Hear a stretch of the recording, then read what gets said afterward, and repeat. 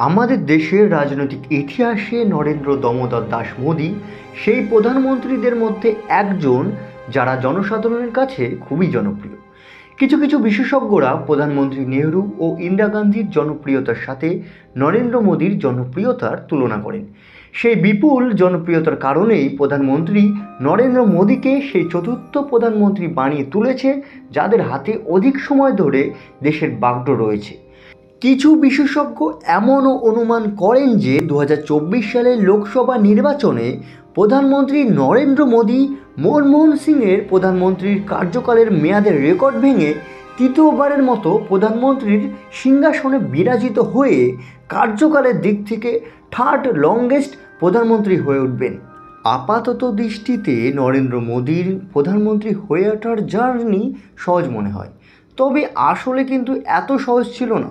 2014 সালে প্রধানমন্ত্রী হওয়ার পর তার সামনে নোটবন্দি এবং জিএসটি রিফর্মের মতো কঠিন চ্যালেঞ্জ এসেছিল, যার দরুন এমনও মনে হয়েছিল যে প্রধানমন্ত্রী মোদীর লোকপ্রিয়তা হয়তো কমে এসেছে। কিন্তু 2019-এর লোকসভা নির্বাচনে বিপুল জনমতে জয়ী হয়ে এবং 2014 সালের থেকেও আরও ভালো ফলাফল করে তিনি প্রমাণ করেছিলেন যে সাধারণ জনগণ এখনও তার প্রতি বিপুল আস্থা রেখেছে। যাই হোক, 2024-এ উনি পুনরায় প্রধানমন্ত্রী পদে বিরাজিত হবেন কি না তা 2024-এই স্পষ্ট হবে। তবে এই রাজনৈতিক প্রশ্নগুলির মধ্যে একটি প্রশ্ন বারংবার উঠে আসে, তা হলো 2024-এর লোকসভা নির্বাচনে পিএম মোদীর বয়স 74 বছর হবে। আর আমরা সকলেই জানি যে বিজেপির নেতাদের একটি অলিখিত নিয়ম রয়েছে, যেখানে বয়স্ক নেতাদের মার্গদর্শক মণ্ডলে রাখা হয় এবং ইয়াং লিডারদের সামনে নিয়ে আসা হয়। এই নিয়ম যদি পিএম মোদীর উপরে অ্যাপ্লাই করা হয় তবে তার পরবর্তী প্রধানমন্ত্রী কে হবেন এই প্রশ্ন বারংবার উঠে আসে। এই প্রশ্নর উত্তর দিতে গিয়ে অনেক বিশেষজ্ঞ উত্তরপ্রদেশের ফায়ার ব্র্যান্ড নেতা যোগী আদিত্যনাথের দিকে তাকিয়ে থাকেন। উত্তরপ্রদেশ ভারতের সবচেয়ে বড় রাজ্যের পাশাপাশি লোকসভার সবচেয়ে বেশি আসন সেখানে রয়েছে, আর সেখানকার মুখ্যমন্ত্রী হলেন যোগী আদিত্যনাথ। এছাড়া টিভি, নিউজ পেপার্স প্রভৃতি জায়গায় প্রতিনিয়ত যোগী আদিত্যনাথকে পিএম মোদীর সাথে তুলনা করা হয়। এমন অবস্থায় এই প্রশ্ন ওঠা স্বাভাবিক যে যোগী আদিত্যনাথ কি পরবর্তী মোদী? কথাটা কতটা যুক্তিযুক্ত চলুন দেখিনি। যোগী ও মোদীর মধ্যে সমানতা। সিএম যোগীর জনপ্রিয়তা পিএম মোদীর চেয়ে কোনো অংশে কম নয়। 2021 সালের ইন্ডিয়া টুডের mood of the nation survey অনুযায়ী সিএম যোগী চতুর্থবারের মতো বেস্ট পারফর্মিং সিএম ঘোষণা করা হয়। এমনকি ওই সার্ভেতেই প্রধানমন্ত্রী পদের জন্য প্রশ্ন করা হলে 28% জনগণ মোদিজির পক্ষে তাদের মত প্রকাশ করেন এবং জনগণের দ্বিতীয় পছন্দ হিসেবে উঠে আসে যোগী আদিত্যনাথ, যিনি 11% মানুষের মন জয় করেছিলেন। সিএম যোগী আদিত্যনাথের এই জনপ্রিয়তাই তার প্রধানমন্ত্রী পদের দাবিকে আরও মজবুত করে। প্রধানমন্ত্রী নরেন্দ্র মোদী ও যোগী আদিত্যনাথের রাজনৈতিক ভাষণ ভিড়ে উৎসাহ প্রদান করে। দুজনেরই ভাষণে স্পষ্ট আগ্রাসন লক্ষ্য করা যায়। যদিও 2014 সালে প্রধানমন্ত্রী হবার পর নরেন্দ্র মোদী তার আগ্রাসী ভাষণ কমিয়েছেন, তবু সময় সময় তার ভাষণে আগ্রাসী মনোভাব স্পষ্ট হয়। তবে যোগী আদিত্যনাথের ভাষণ যেমন স্পষ্ট তেমনি আগ্রাসী। মোদী ও যোগী দুজনেই তারা তাদের আদর্শ ও হিন্দুত্বের প্রতি যে কমিটমেন্ট রয়েছে তার সাথে কোনোদিন আপোষ করতে দেখা যায় না। রাজনৈতিক বিশেষজ্ঞরা মনে করেন বিজেপির পুরনো নেতাদের থেকে মোদী ও যোগীর একটি বাড়তি রাজনৈতিক সুবিধা রয়েছে, আর তা হলো পার্লামেন্ট ও বিধানসভায় একক সংখ্যাগরিষ্ঠতা। এই সংখ্যাগরিষ্ঠতার দরুন দুজনেই তাদের আদর্শের প্রতি কোনো কম্প্রোমাইজ করেন না। তাছাড়া পিএম মোদীর যে হিন্দুত্ববাদী চেহারাটি আরও দিন দিন শক্তিশালী হয়েছে, তেমনি যোগী আদিত্যনাথের আগ্রাসী হিন্দুত্ববাদী ভাষণেও এটা স্পষ্ট হয় যে হিন্দুত্বের প্রতি তাদের যে কমিটমেন্ট তা দৃঢ়। এই আগ্রাসী হিন্দুত্বের জন্যই যোগী আদিত্যনাথ জনগণের কাছে বিপুল জনপ্রিয় হয়ে উঠেছেন।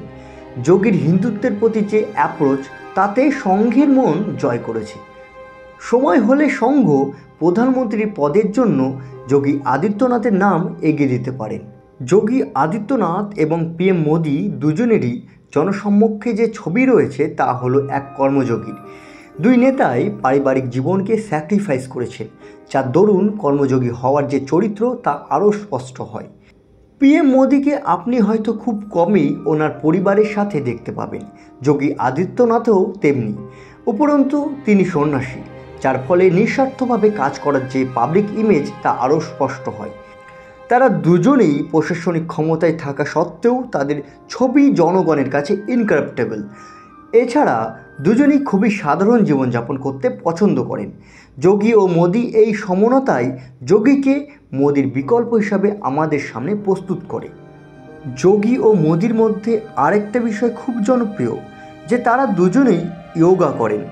যোগী আদিত্যনাথের সকাল শুরু হয় ভোর 4টের সময় এবং মিস্টার মোদির সকাল শুরু হয় সকাল 5টার সময়। এই সমস্ত গুণ জনতার সামনে তাদের ব্যক্তিত্বের চরিত্রকে আরও শক্তিশালী করে। আরেকটি বিষয় যেটি যোগী আদিত্যনাথের প্রধানমন্ত্রী পদের দাবিকে আরও দৃঢ় করে তা হলো বিজেপিতে বর্তমান সিনিয়র নেতাদের বয়স। 2024 সালের লোকসভা নির্বাচনে যোগী আদিত্যনাথের বয়স হবে মাত্র 54 বছর, সেখানে সিনিয়র নেতা রাজনাথ সিংয়ের বয়স হবে 73 বছর। তাছাড়া যোগী আদিত্যনাথ উত্তরপ্রদেশ রাজ্যের মুখ্যমন্ত্রী।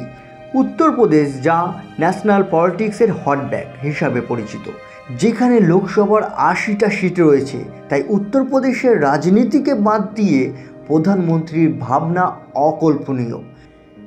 তবে যোগী আদিত্যনাথের প্রধানমন্ত্রী হবার পথ অতটাও সহজ হবে না। চলুন দেখে নেওয়া যাক মুখ্যমন্ত্রী যোগী আদিত্যনাথের পিএম হওয়ার দরুন যে বাধাগুলি রয়েছে সেগুলিকে। মুখ্যমন্ত্রী যোগী আদিত্যনাথের জনপ্রিয়তা পিএমের সমতুল্য হলেও ওনার প্রশাসনিক দক্ষতা খুব কম, যার পরনায় উনি এখনও জাতীয় রাজনীতিতে সেইভাবে পরিচয় ঘটেনি তার। সাধারণত হিন্দি বলে অঞ্চলে যোগী আদিত্যনাথকে সক্রিয় দেখা গেলেও পুরো ভারতে তিনি পিএম মোদির মতো জনপ্রিয় হয়ে উঠতে পারেননি।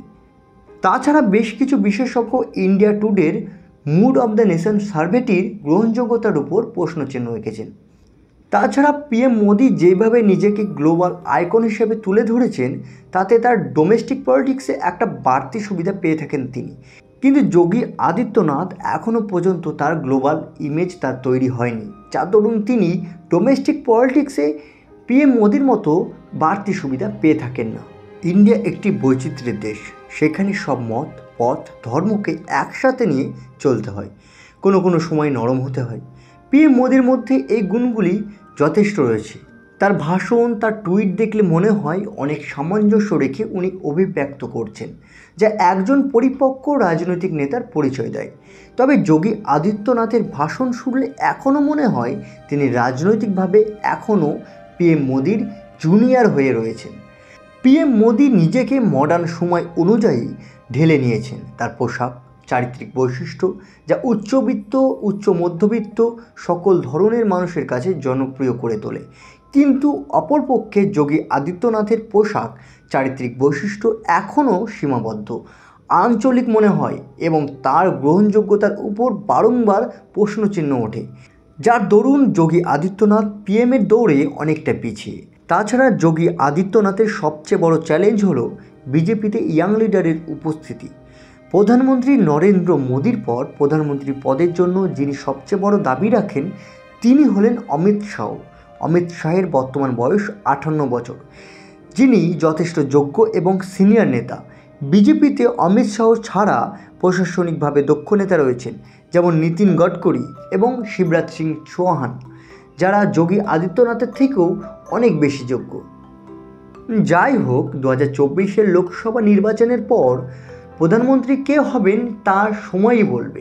তবে আমি মনে করি যোগী আদিত্যনাথ রাজনৈতিক দৌড়ে অনেক দূর এগিয়ে গেলেও তার প্রধানমন্ত্রী হওয়ার জন্য আরও ইন্ধন দরকার, আরও ইন্ধন প্রয়োজন। তবে যোগী আদিত্যনাথ হলেন মহাভারতের ভীষ্ম, যিনি সেনাপতি হতে পারেন কিন্তু সম্রাট নয়।